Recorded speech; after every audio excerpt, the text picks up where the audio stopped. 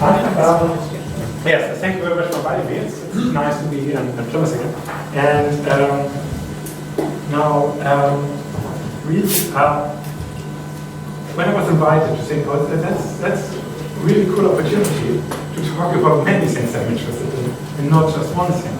But I want to connect these things. And for me, the underlying thing that connects it is what I want to talk here about, is criticality.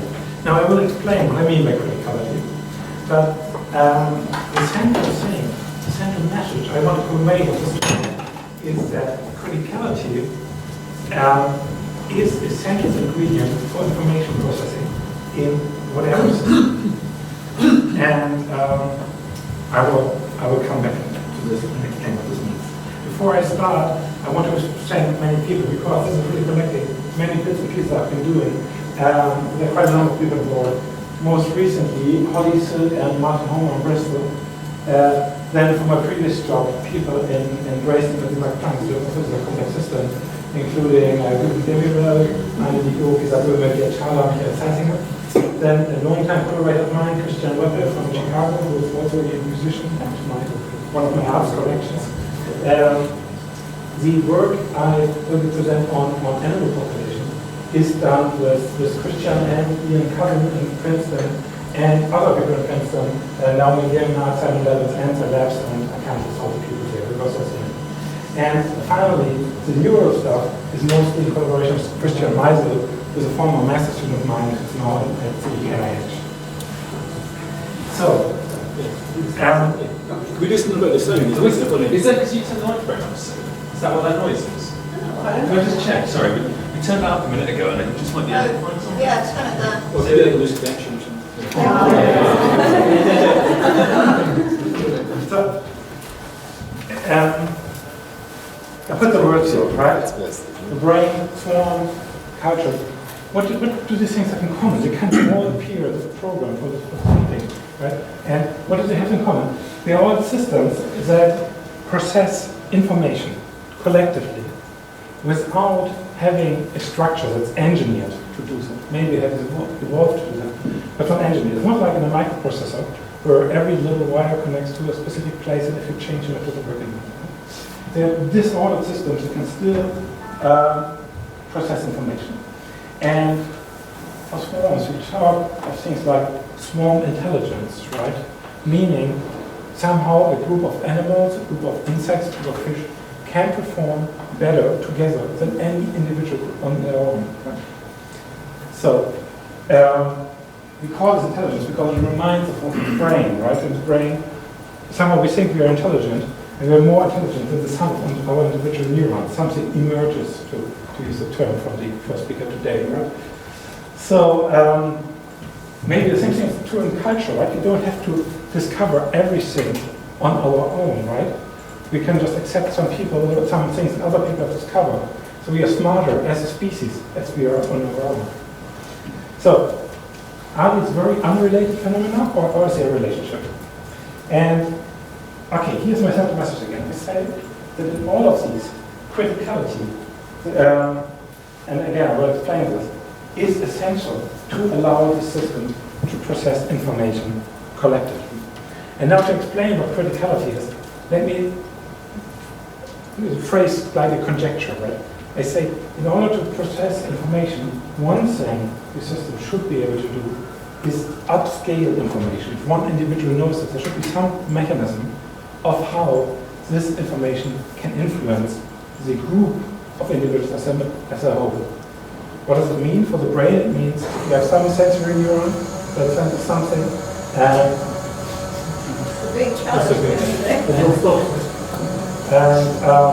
and basically, of course, a single neuron might not do anything, but there should be a chance that this triggers a perception, something on the level of the brain. Right? On the other hand, if you have a swarm of fish and one fish sees a predator, right? You want the whole school of fish to go to respond to this, to flee from the predator, right? Some of the information has to be transmitted.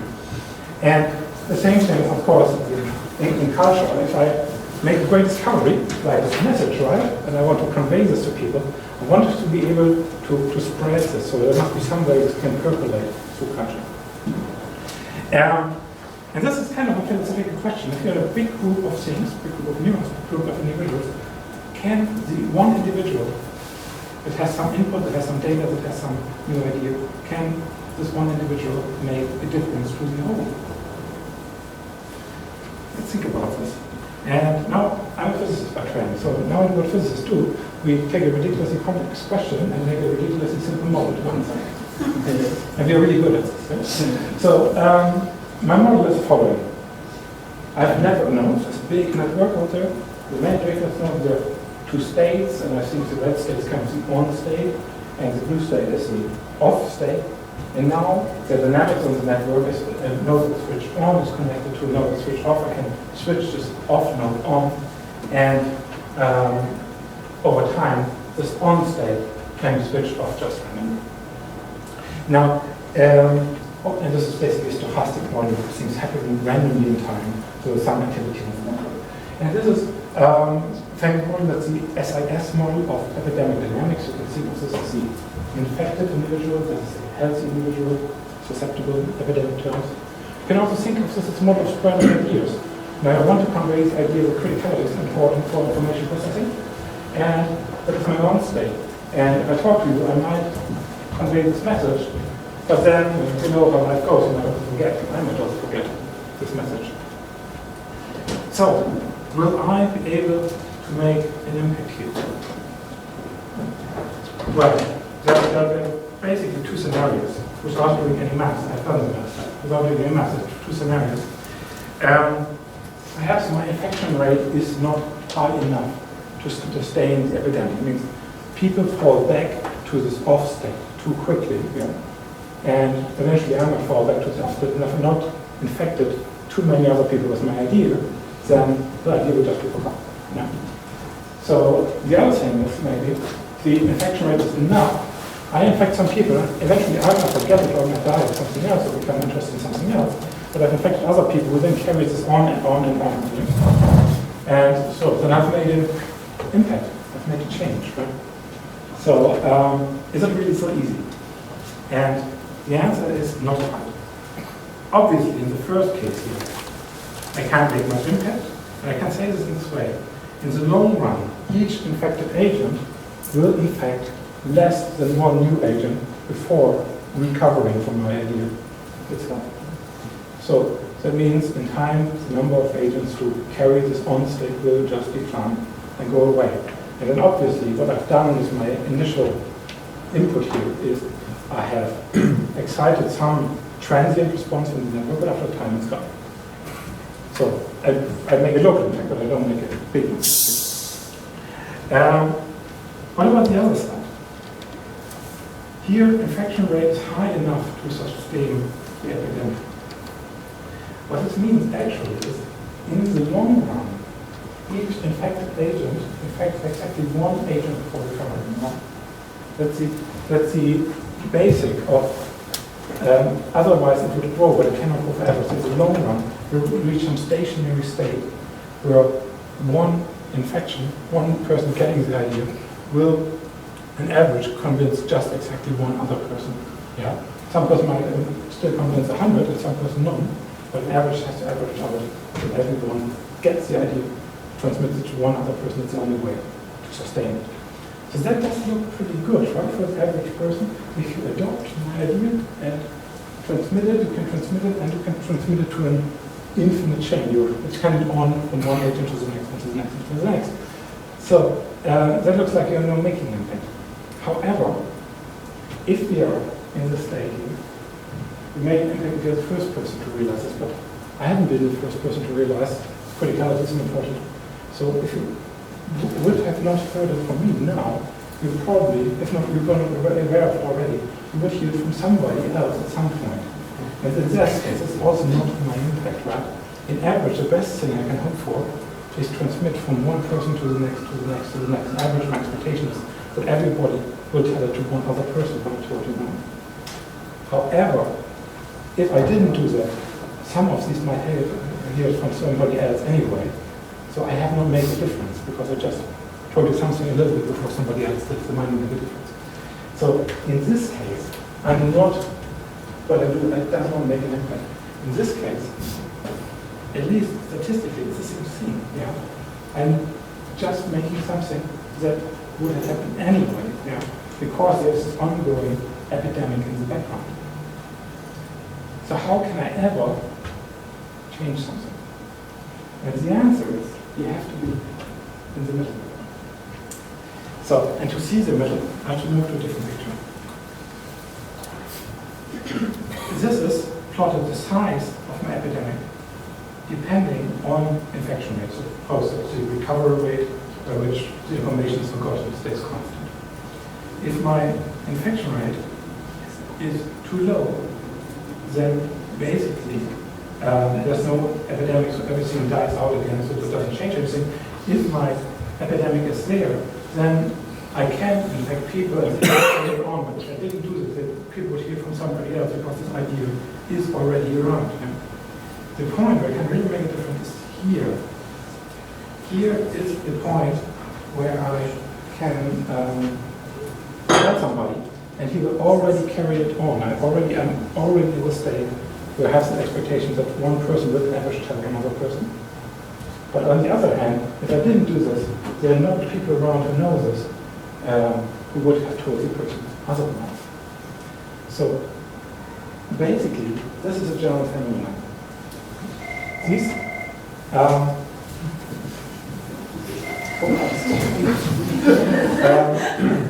now, this is a general phenomenon.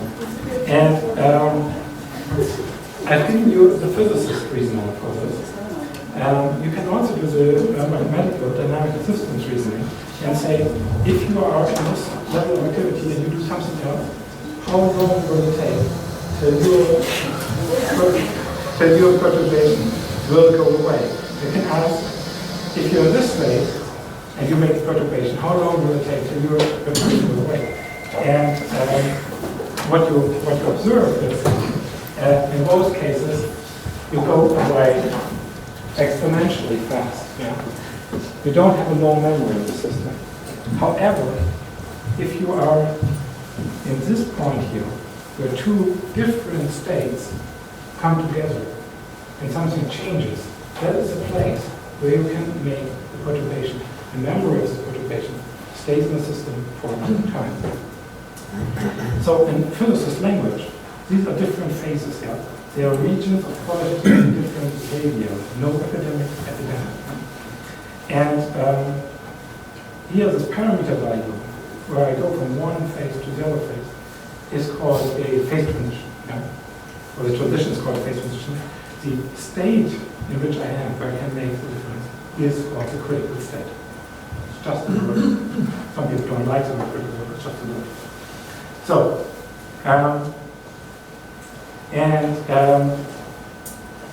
critical states have certain properties. One property is the appearance of so-called power laws. Power laws are relationships of a certain mathematical form, and they have the property that if you plot them on a local plot, they give you a straight line. So here I've plotted this for my expected outbreak size that I can cause when I infect one person.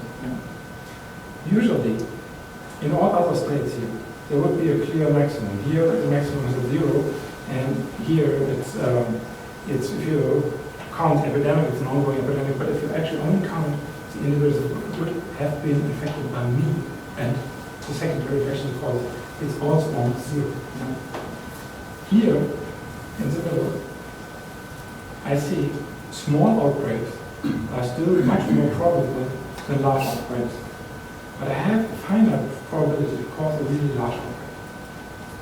So, mathematically, power laws have an interesting property. If you have a distribution, statistical distribution that's like this, the mean is well defined. Yeah? I can say, okay, if I do something, I will on average define a certain number of people. However, the variance around this mean is infinite.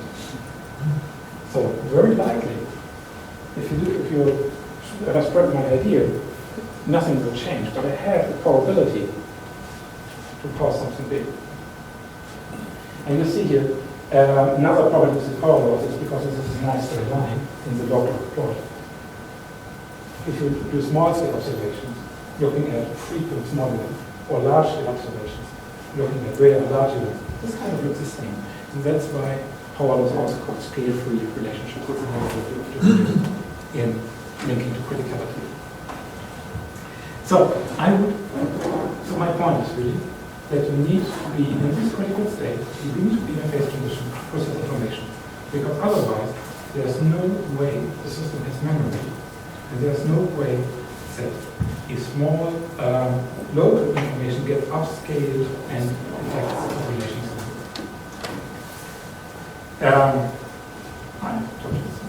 Okay.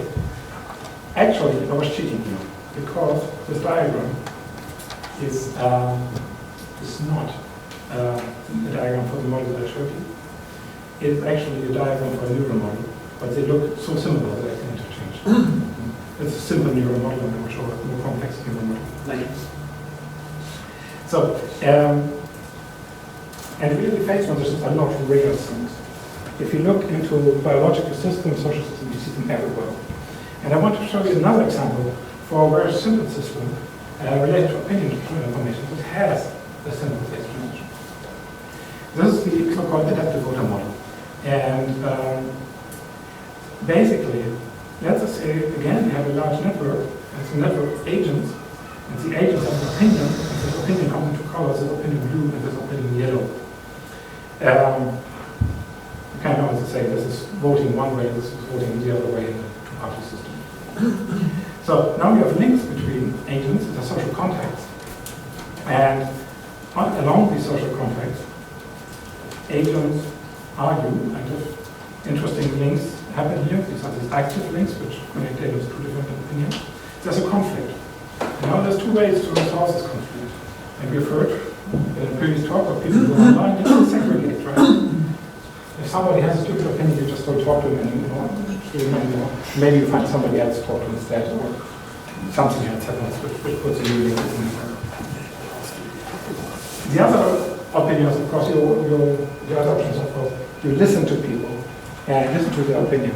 And eventually you might actually adopt this opinion, right? So a view gets copied from one person to the other, like from yellow to blue, or from blue to yellow, or we do it randomly, right? So, in that case, this causes opinion adjustment. Now, let's assume these two processes happen at the same time in the network with different rates. What's the outcome? What I plot here is, in the long run, given my probability to do a segregation step compared to the probability to do an adjustment step, meaning here is always segregation, meaning here is always adjustment. I plot the number of active links that remain in the network now. Doesn't it P is my probability that a given update to the network, given conflict, gets resolved by segregation, by cutting the link. So here means what I always do is if there's conflict, I just cut the link. Here, if there's a conflict, that gets resolved by one agent copying another agent's opinion, and then he might have some other conflicts. Does it matter which agent opinion? Is it matter which agent opinion? It's kind of, it doesn't matter, but what we do in this model, at least we do it randomly, yeah? Two pick one and then copy. So, and again, you see the same shape of curve here. Focus on the dots, it's actually from a large simulation, network with a million nodes. And you see, there are two phases here. There's one phase where the network stays together, there are active links all the way through. And there's one phase here where the network splits into parts. Basically, you get one cluster of agents who believe blue and one cluster of agents who believe yellow, and they don't talk to each other. So, when does it matter what you do? It matters if you're in a phase transition. Yeah. Here, there are enough links in the system to no matter what you do. Here, you don't have conflicts. Yeah. Here is a place where it matters what you do.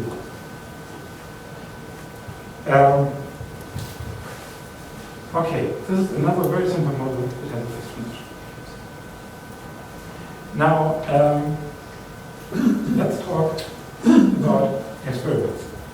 to test this.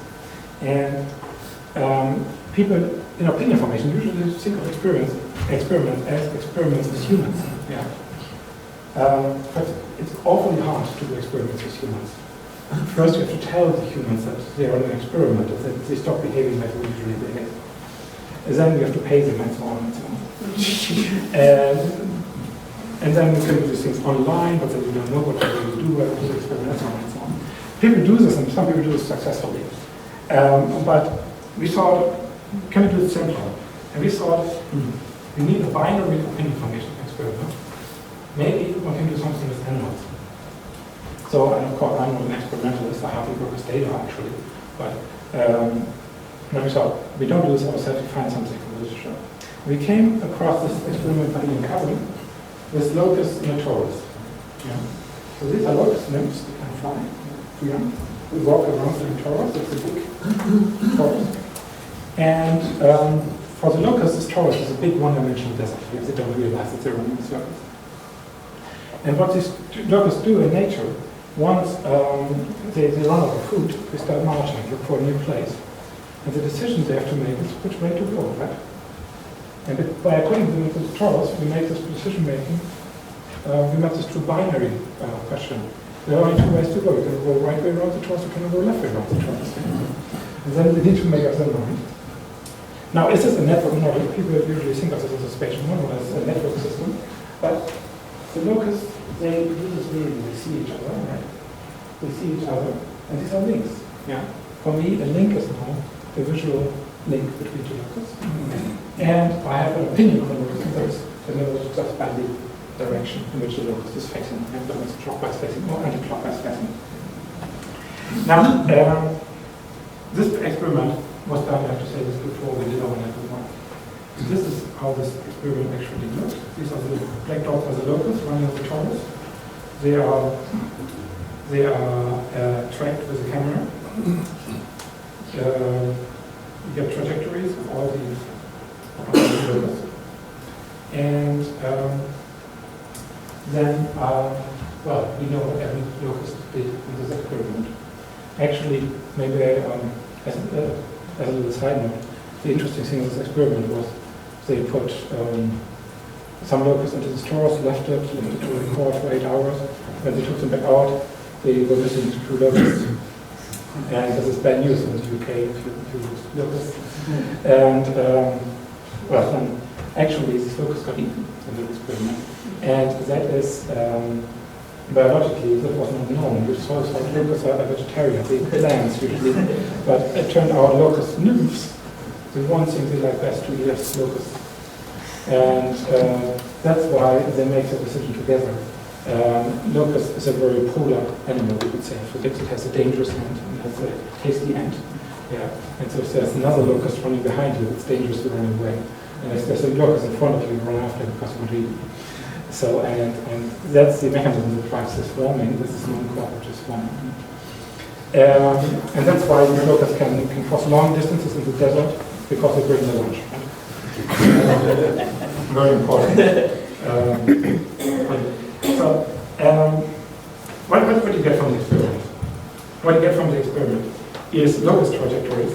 And if you put a low density of locusts, like in a situation where they're not too many, you still have hope finding food locally, what do you do? This. You see the trajectories they got all over the place.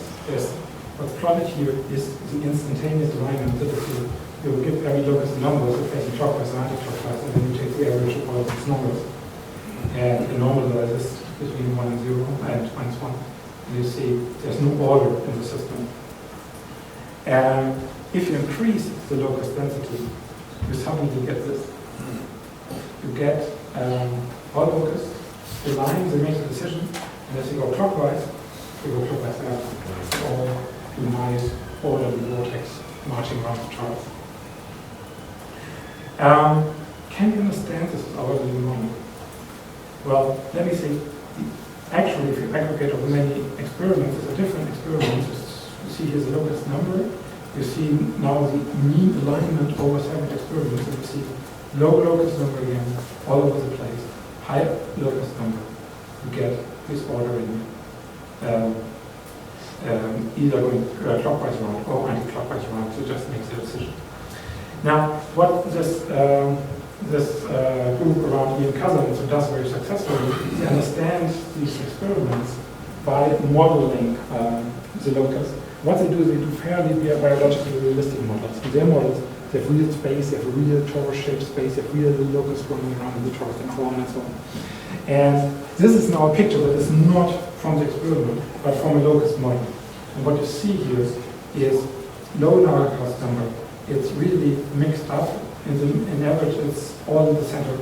At higher locus number, you make the decision. And for the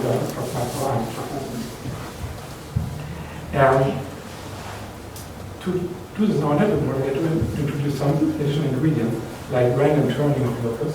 You put it into the voter model to tune the degree of noise. We also put in different encounter mechanisms. You can encounter somebody who has the other opinion because we go different direction, right? So we meet each other because we go different directions. And the voter model, some of you might know this, has a mathematical problem. It's a structurally unstable model. It has dynamics that changes once you perturb it in a way. So it's not good to have as a feature. And you can get rid of this feature by using, by putting any process in that breaks the special symmetry in the model. And the most realistic way of doing this is the following. Have a three-particle process, one locus needs two other locus, then basically they have a much higher rate of other locus. So, and this is what we get.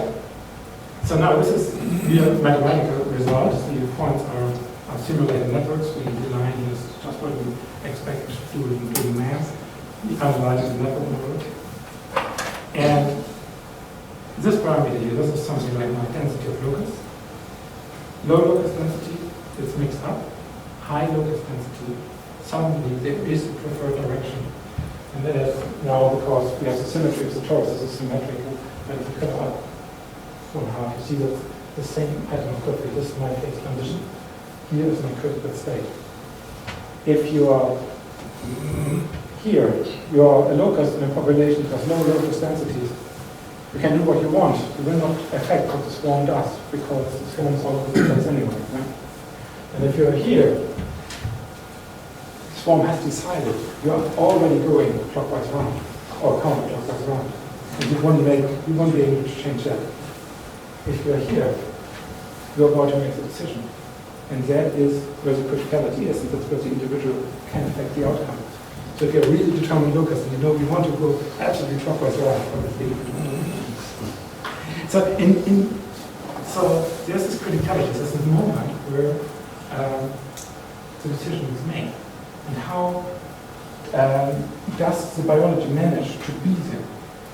I mean, this is where the swarm can process information. You cannot, there is no resistance. You cannot process information here. You cannot process information here. But on the other hand, this is automatically also the place where it needs to make the decision, where it needs to process that information.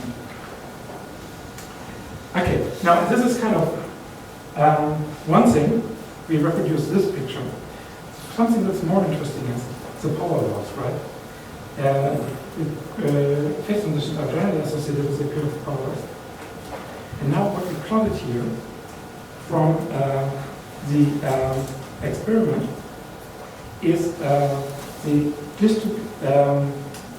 distribution of times you go in one direction. So what do I mean? Suppose the majority is going clockwise round in one image. I now count how long the majority is going clockwise around until it turns around. And if I do this for low density of locus, I get this curve here. And what does this curve mean? This curve means it's turning pretty quickly. We have a pronounced maximum here, and it's turning pretty quickly.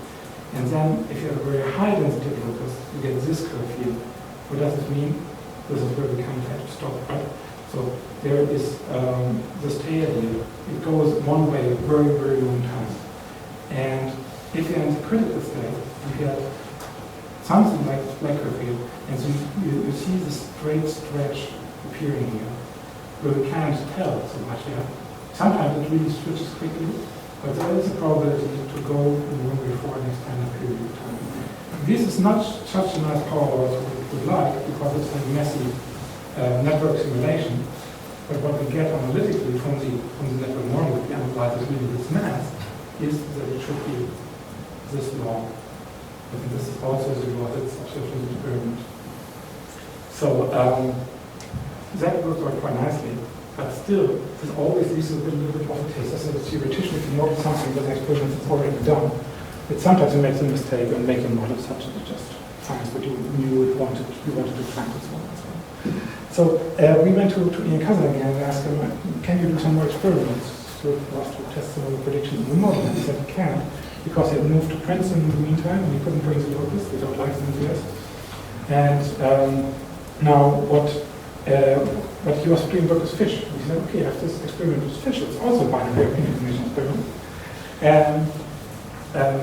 Don't you want to talk about this? And we said, great, because we're physicists, right? It's also a binary opinion information experiment. Our locus model probably also works with fish.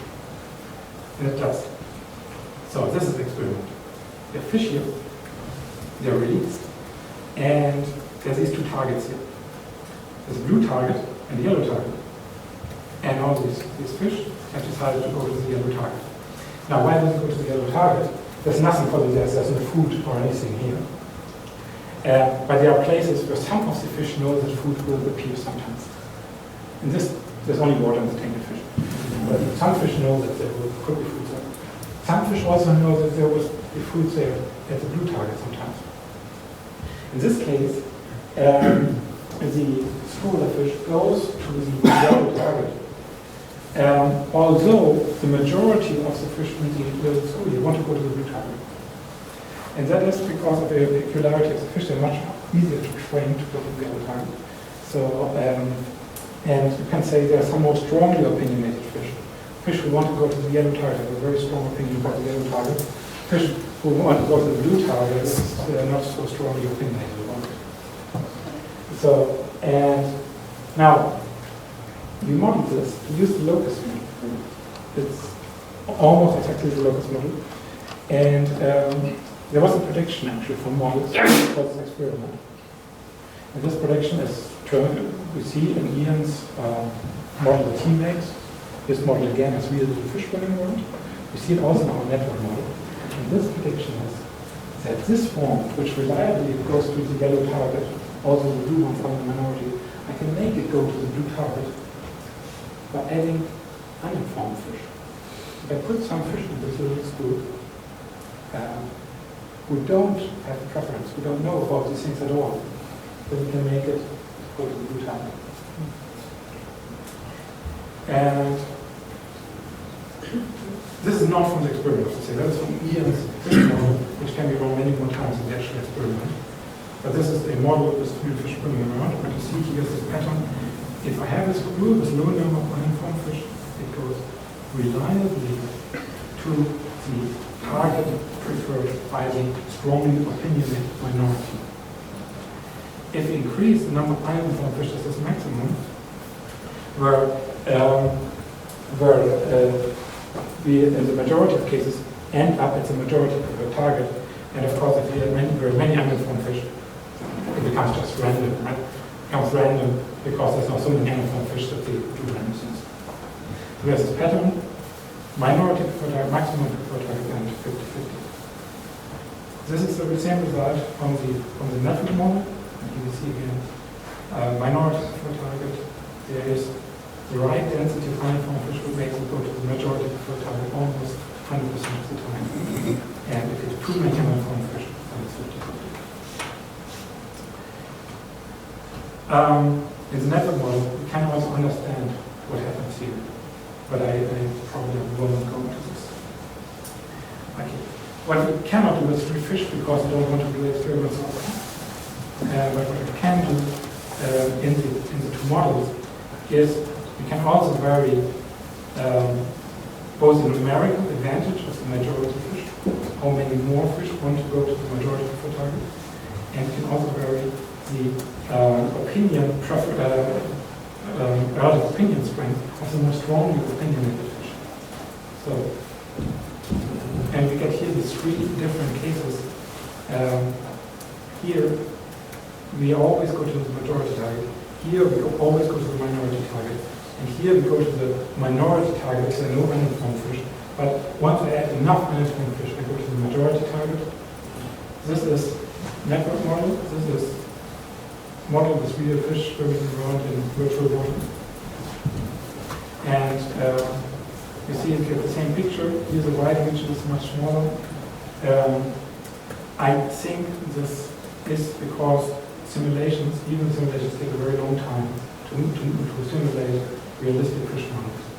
And what they did here, they only ran them twice, one with 0 uninformed fish and one with, I think, 10 uninformed fish. And so the white region would get bigger if the other parameter values the quantity, making these two plots more symmetric. Okay, so this is my case for the necessity of criticality in information processing. To process information, you need to be at a critical state. If this is true, we would expect our brain to operate in or near a critical state. So now let me talk a little bit about whether this is plausible and whether we have evidence for this. And for the brain, the big question is how does the brain get there? Yeah. In the fish, this is what the look is very true. Once the density reaches the state such that the decision needs to be made, it's automatically at the right point, right? And the fish, they swim together, and once they need to make a decision, they just reach the point of disagreement comes to fix, so that they need to make a decision, they're automatically at the right point. In the brain, that's not so clear. I mean, the critical state is just one parameter value, right? One parameter needs to be tuned exactly right. And of course, our brain constantly changes through plasticity, aging, even we have differences between our brains. How can it be that the brain gets this one parameter value exactly in the right place? How could it be in a critical state? And so the basic idea is that there could be slope mechanisms that drive the brain to the state. And the big criticism against this idea was that doesn't need the brain to measure its global state to be able to tune the parameter such that it's in the right place, such that it gets to its critical state where it can process information.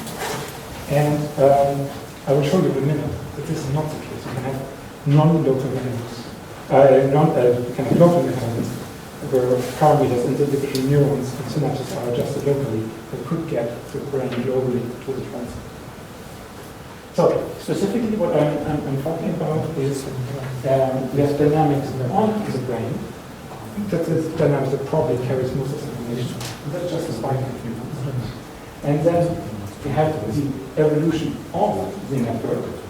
And that means mainly probably other things, but mainly synaptic plasticity. So the idea is that synaptic plasticity in the brain could actively tune the brain to a critical state where it can process information. How could this work? Suppose I have a system that does something like this. And now I put out a different rule. What I do is I simulate or just run the activity for some time and measure the activity locally in one neuron. And then if this did not see much activity, right, it strengthens its connections. And if it did see some activity, then it weakens its connections. So you have a driving force that if you have too little connections, you're in the state where you don't have real dynamics. Your network connections are strengthened, so you get pushed in the direction where there's more dynamics on the network. If you have too much dynamics, you get weakened and you get pushed in the direction, again, of the critical state. This was demonstrated first in 2000 in a model by Bornhardt and Wolf. And since then, many people have seen this mechanism work in very different models. This is a long list of papers. A list I made some years back, and nowadays this, nowadays this would be much longer. But look at the diversity of different topics with this mechanism of power. There are the macroevolution models, macroeconomic models, cooperation models, neural networks, genetic networks. And basically, in all of these networks, we see that certain slow processes drive the network to a state where the dynamics on the network is critical. And most of these papers didn't look for this. Most papers didn't even comment on it. It was reanalysis of these papers which discovered that this mechanism is at work here and drives the system to a state where it could, in principle, process information.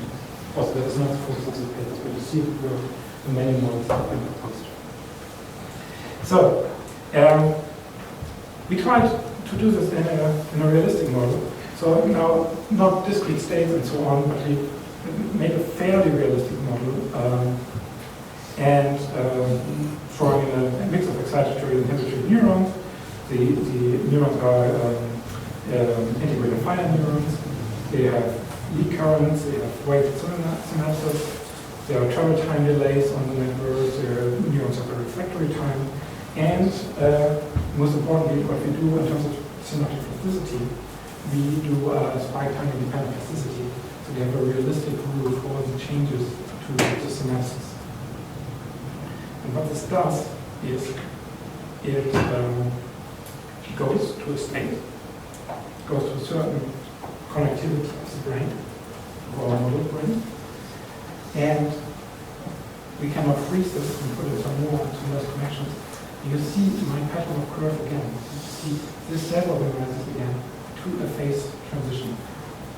And now interestingly, this phase transition is not the same transition I've talked before. It's not the breaking of the network as in the water model, and it's not the onset of activity, but where it goes is the synchronization of activity in this case. So that's plotted on this axis here is a measure for the mean synchronization of activity in the network. So this model of the spike time dependent plasticity organized to a phase transition, but the synchronization phase transition for dynamics because it becomes synchronous. And this is not surprising because what kind of phase transition you are at is very strongly related to the code in which you can process information. Right? If your code is activity, you want to be in one of these activity transitions, like in the academic one, where activity starts. If your code is in the synchronization of activity, then you want to be in a synchronization phase transition because here you can excite synchronizability. So, okay, let me skip this. And let me also skip this. Because I want to show you some experiments. Now, interdisciplinary collaboration is always difficult. This one was really easy because my master student was an MD in neurology. He was working at the hospital but doing his master in physics. And we had access to a big database of ECOG recordings, that is basically EEG. Remember the last talk, electrode array on the brain, ECOG is an implanted array that sits directly on the brain of the patient. And what you see here, basically, again, this is the length of phase law intervals. It is the power law you would expect if the system sits on a synchronization phase transition. So this is not conclusive evidence, I have to say this. There's not conclusive evidence, but it's evidence and it confirms our expectations. Also, I have to say we are not the first people who did this. Actually, Blacks and Plants did the same thing for us. They actually showed evidence for a activity-based transition in the brain, which could happen at the same time. I skipped this here after you know. Martin Kitzbichler showed using a different method also evidence for a synchronization phase transition. Okay, so why I'm showing this picture, A, because it's in my own work, and B, because it also relates to the talk we just did before lunch, because this comes from a time series of these ECOG recordings. You've seen these diagrams. This is the picture I showed you. If I do the same analysis sometime later, it looks like this. You might use that experience already in previous talk, recognize this is an epileptic seizure, right? And the power laws comes in. So here, we can't process information anymore. It's clear just by looking at this picture. And even sometime after the seizure, you see it takes a very long time for the power law to come. Okay. So why am I excited? I think from very fundamental reasons, you need critical states so you can have this upscaling of information. So to have collective intelligence in a disordered system requires criticality. In my opinion, it's open to debate, let's say. But I see no other way how you could process information.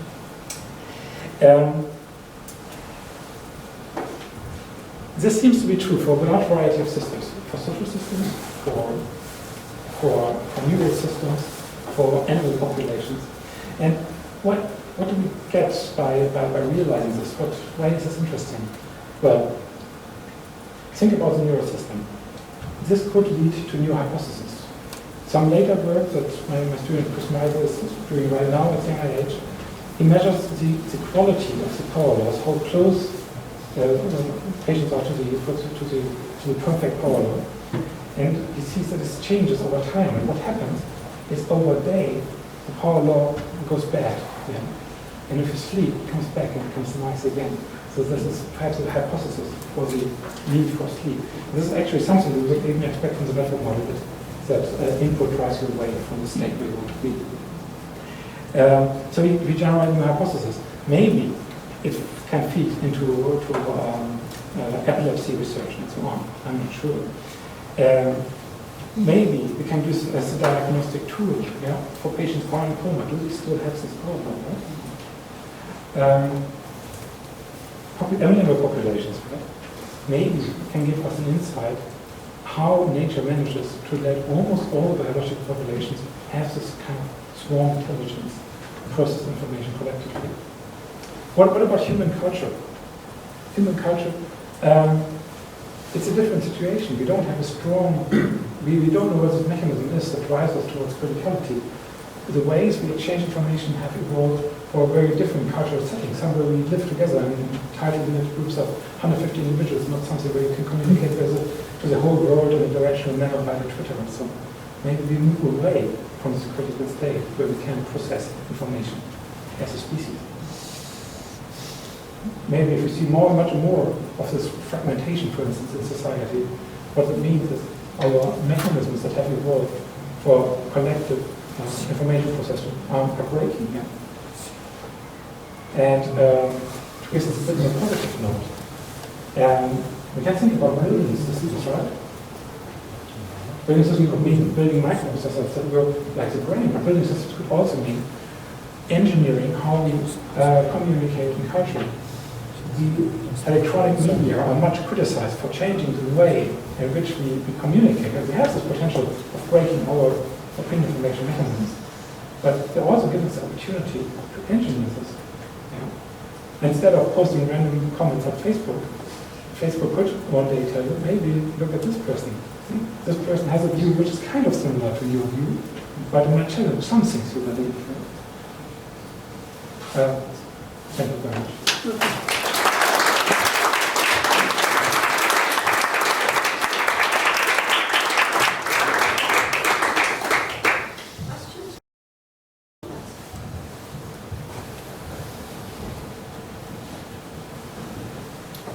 I don't know if you mentioned it and I missed it, but in the locus experiment, did the community of locus also collectively decide which locus to eat, or did they just die? No, they don't correctly decide this. It's basically if there are too many locusts and they get hungry, they start to attack each other, and at some point these attacks are successful, and once one locust is stationary somewhere, you get eaten pretty quickly. I would say there are individual differences between the locus, so some might have a better chance than others, but we don't have some detailed understanding of that level. And this is not a democracy, right? This is a very simple mechanism by which a decision is made. But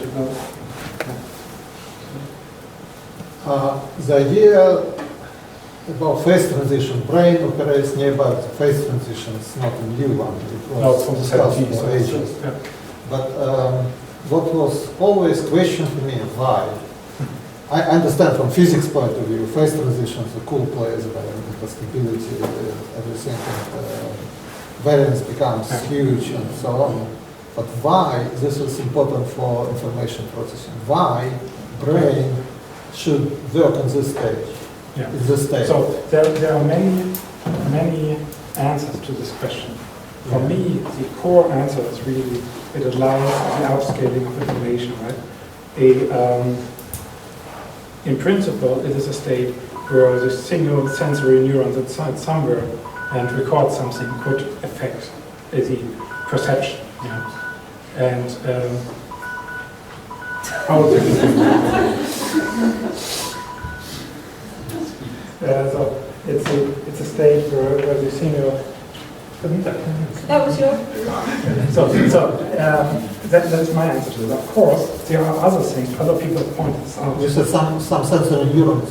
Yeah, I mean, if you think when can a single neuron make a difference to the state of the brain? It can only make the difference to the state of the brain if you're in a critical state. Yeah. So yes, it's sensitive. Yeah. Yes, So and there are consequences of this, and many people have pointed out these consequences as independent observations. One consequence is the system has memory. Yeah? Usually in a dynamic system, you have exponential loss of information. Here, that's a place where you have optimal memory. Information perturbation leaves its trace for the longest time in the system. You have maximal dynamic range, right? If something comes in, it causes a big response in the system. Yeah? Sometimes it's good, sometimes it's not. Yeah. And sometimes good, sometimes not, but it does something. If it doesn't do something, you're blind to the words and you can present information to the other. Yeah. It's flexible and sensible, yes, I agree. And then there have been many computation experiments where people showed that in simple computation experiments, the computational powers actually maximize the critical states. But for me, it all traces back to this upscaling of information. I was just thinking, so not all locuses are equally powerful because some of them have connections to more locuses. So is there some way of measuring which locuses are probably the main players? Maybe the biggest difference, because there could be a difference in how much. I mean, this of course changes all the time. Yeah. And it changes all the time. In the locus, it's not so interesting because it gets me exposed. We have other models that are like this, which are, for instance, for kind of more Twitter-like dynamics. Yeah. And there you see you have much stronger asymmetry between players because you have more followers and less followers. Right? Yeah. In the locus, it's very, very physical. Once you make an unexpected turn, you automatically become relatively influential. Why? Because there may be many people chasing this, but if you turn around, you encounter many. So that is kind of a little mechanism that gives these locus which make stupid turns, right? Yeah. Gives them a relatively big impact. Okay, I'm trying to understand how what you're. So I'm a cognitive neuroscientist. So I'm interested in what the brain dynamics might mean for cognition. Okay, so I'll start with maybe what might be the simplest question that I can ask about this, and then I have a sort of more complex question related to CogNovo. So first of all, has what you're talking about been applied to decision-making research in neuroscience? Short answer, no. I hope to get there. Yeah. But okay, and if you hope to get there, what are the reasons why you hope to get there? I mean, do you have some ideas about how it might be relevant for decision-making with the neuroscience data that's been collected so far? I think there's an opportunity. I mean, I'm not sure it's relevant. I think there's an opportunity to extend is it this way. Basically, I'm not sure how to connect to data at the moment, because the models, we have a certain complexity of models we can treat, and especially in cognitive neuroscience, the data is way more complex than the models we can understand mathematically. And so this is kind of the active point where we are in our research, we try to push this boundary to bring it closer to the data. I think if we manage to do this, this will lead to many new hypotheses and that can be tested, and perhaps will explain some things that we are not doing. Okay, so I'm going to ask the more complicated question. Okay. Of course, if decision-making it hasn't been tackled yet, this next question is even further out. But what I'm interested in for CogNovo is the brain basis of creativity. So one of the things that, as we talked about in that domain, is the idea of the aha moment of insight. So there's an aspect to that, qualitatively at least, that feels a little bit like swarm behavior. Okay. That because there's an idea that in creativity you can have an incremental approach to a creative solution, or you can have this insight experience. And exactly what gives rise to that insight experience is almost entirely unknown. Yeah. But if you think about that, is there any relationship between those ideas? There is a long story to tell. Maybe I'll talk about more details later. But the short version is, yes, if you think about, there's a space of states you have in an abstract sense in your brain, some ideal space. If you're in the critical state, you have the largest fluctuations, the largest variance. You explore the biggest volume of the space, and it allows you maybe to jump to other states. Another, not quite exactly what you're asking, but another relationship that is there. If you think what we like as humans, inputs, right? Music or something. For music, it's perhaps the easiest. You're not interested in something that's completely predictable. So it's just pure tone or something. You're not interested in something that is completely chaotic, white noise. You're interested in something that sits on the edge between the two. It's the same thing, almost not translated to input. You look at this region between order and chaos. Well, I'd like to... you want one more? Yeah, I was asking myself, we were talking about the power law and the infinite variation of the power law. But if the variation is infinite, the mean must be infinite as well, isn't it? The mean is set? The mean is fine. And this is not every power law, but the family of power laws has this property. And that is indeed, it's surprising if you hear it the first time. I can show you on the paper very quickly that's true. Okay. But that is true for a number of phenomena in nature. Sometimes scary, there's no mean earthquake. There's no mean meteorite size. So there's a mean, but there's a variance in it. Yeah. So, and the same thing is, by the way, true on my bank account. I checked this. If I check my expenditure on my personal bank account, it's a power law. So I have a mean which I spend per month, but I don't have a finite variance. You can imagine this. You start recording your time series, right? And you think it gets stationary, but then I book a flight to the US, right? And then you think, okay, now it's very unstationary. How do you compute my mean? I compute it over a longer time, right? And compute my variance. I compute it over a longer time. But then after a year, I buy a new computer, or I buy a car, or I buy a house, right? And the longer you make your time series, you still think you're just almost there, it's almost converged to the finite variance, but it doesn't have a finite variance the longer you measure the more it goes. So I understand why the systems might be driven to this critical point where information is going as well. Can you imagine designing a system that's self-aware in some way, that says, I better add the uninformed fish now? So I mean, right now, the system is sort of adaptive and autonomous, but you could imagine then the system intervening on itself. Yeah. And why don't we have this self-awareness? And I think, Right, we're getting hungry with iron-informed fish, right, so. yeah, I mean, the system can already do this, right? We're getting hungry. I asked my neighbor, hey, should we should often find some food? This is my SIS one, right? Getting too excited to say. And this the system does. Being self-aware, well, we know what our brain needs to be self-aware. We will need about 100 fish for it. And every fish has to be tracked 10,000 other fish with other fish. So you think it just comes with scale? It might just be. It might just be. It might also be that we still need back propagated information, like our brain can reinforce synthesis selectively. Fish produces maybe fish internally produce back, not just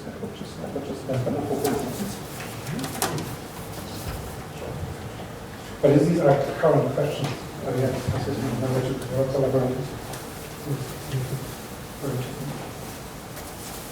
Well, I'd like to thank all the speakers today. You want to say something? I was going to organize the room because we're going to have a discussion about how to be a good collaborator. But, yeah, you want? Okay. Thank you very much.